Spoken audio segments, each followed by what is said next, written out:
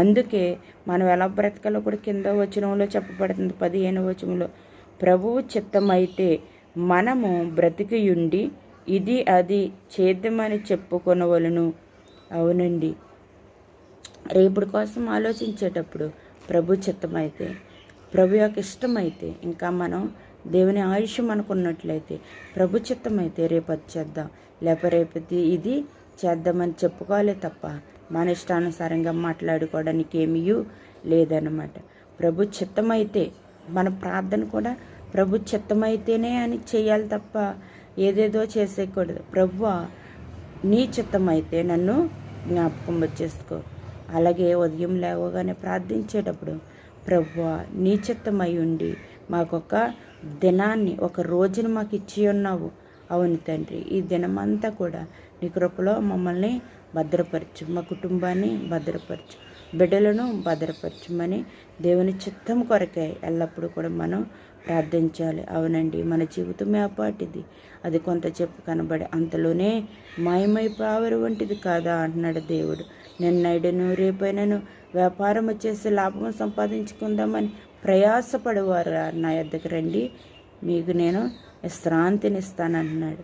అవునండి, ఈ లోకంలో ఎక్కడ విశ్రాంతి లేదు, ఎక్కడ కూడా శాంతి లేదు, సమాధానం లేదు, ఎక్కడ చూసిన భయంకరమైన పరిస్థితులే. ఈ పరిస్థితుల్లో మన ఇంటిని చక్కబెట్టుకోవాలి, మన హృదయం మన ఇంటిని చక్కబెట్టుకుని దేవుని వాక్యానికి లోబడి నీ చిత్త ప్రకారంగా నేను జీవిస్తానని మన దేవుని సన్నిధిలో బ్రతికినట్లయితే మన జీవం ఏపాటిదైనప్పటికీ కూడా ఆయన చేతిలో ఆయన ఇష్టానుసారంగా జీవించే అధికారము దేవుడికి ఇచ్చినట్లయితే, ఆయన అధికారంలో మనం బ్రతికినట్లయితే మన జీవితానికి, మన జీవానికి కూడా విలువ ఉంది, పరమార్థం కూడా ఉంది. మనం ఇక్కడ వారం కాదు కానీ అక్కడ వారమే కనుక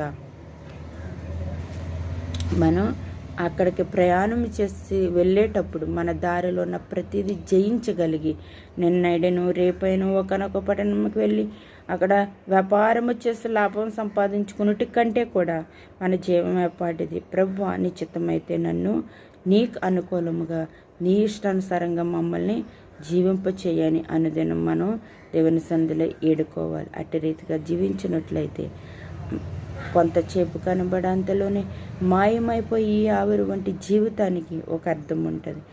అట్టి రీతిగా మనందరం కూడా దేవుని చిత్తము కొరకు, దేవుని చిత్తం ఏమైతే, ప్రభువా నీ చిత్తం ఏదైతుందో అని అడుగుతూ బ్రతికినట్లయితే మనకెంతో మన జీవితానికి, మన జీవానికి కూడా విలువ ఉంటుంది.